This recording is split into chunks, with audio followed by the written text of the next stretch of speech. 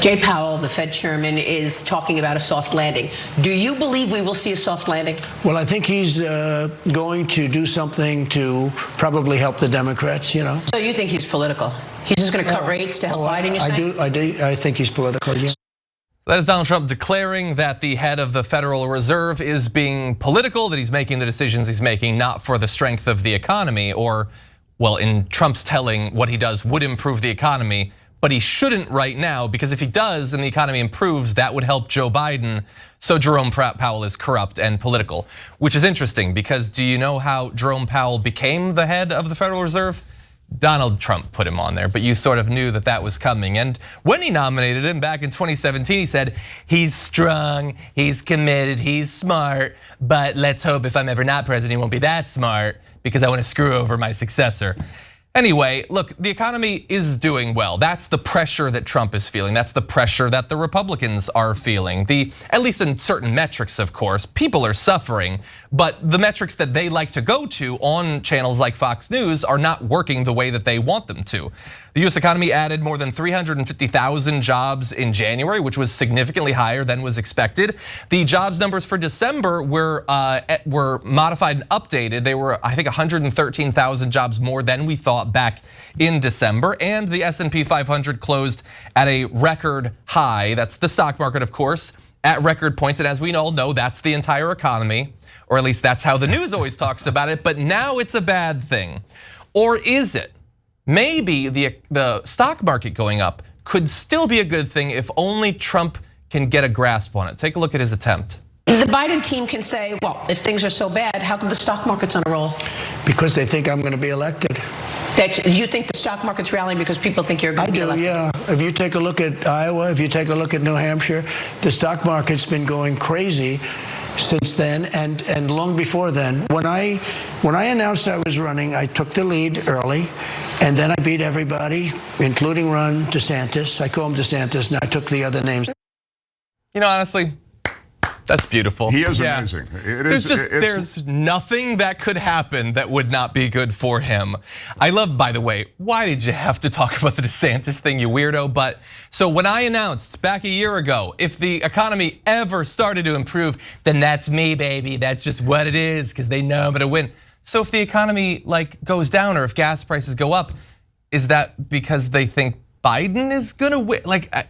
Don't try to track it out, John. It doesn't track out. You have to just go. He is amazing, though, in his almost sleight of hand use of rhetoric, and it just keeps coming, which is why the Ron DeSantis thing, it's stream of consciousness, but he's very keenly aware that his messaging constantly will punch through. And so, of course, and he's talking to Maria Bartiromo, who sold her soul long ago. I mean, she's just crawled so far up Trump. It's really embarrassing. But his application of his involvement in stock market success is nothing short of rhetorical magic. But the thing that is odd to me about Trump is just when you talk about Jerome Powell and the fact that he's a Trump appointment, it extends to other Trump, like Christopher Wray. Christopher Wray is a Trump appointment as well, the FBI. When he starts talking about FBI vulnerabilities or issues, or he's testified before in Congress, Wray becomes a target for Trump. So Trump doesn't care really as to the pedigree, who appointed who. He's just going to go after anyone who he feels might be, politically helping him. We might have millions of people watching this show, but you can be the difference maker, because we just need 1% of our audience to be paid members, and then this show can be around forever. So you can make that difference. Click join now. Look, on one level, I think you can try this little game, Trump. What are you gonna tell the American people that if things are moving up for them, which these numbers are good. If you didn't have a job and now you do, that's good news. If you have the money to invest in the stock market, this is good news. By the way, there is also data in the most recent numbers that pay has increased. I think it was at 4.5%, so faster than expected. So overall good news, maybe good news for almost everyone. And you're gonna tell them, oh, don't give credit to the president because it's only because I'm gonna get elected. Yeah, good luck selling that message. I'm not even saying that the president should be the one who always gets the credit or the blame, but that's the way that it works. You benefited from that at times, were hurt by it at other times. That's the pie, okay? It's already baked. You were eating it for years, and the metaphor has gotten away from me. So, but I would also say, I thought it was a solid pie. Thank you. I was trying. So, but here's the thing: if this is a game that we can play now, well, dear God, if everybody thinks that Trump is going to get elected and that's somehow going to be good for the economy, which is why the stock market is going up and that's why he gets credit for that, well, the economy is going to be going up soon, which is probably why all of the migrants want in, because there's going to be so many jobs and so much economic growth, which means Donald Trump is guilty. He is the one responsible for the border crisis. Isn't this fun, this magic that we can play with causality? That is 3D chess. Very well done. I think I've got a brain bleed going on. But yeah, no, I don't think this is a winning message. This is a good development for Joe Biden.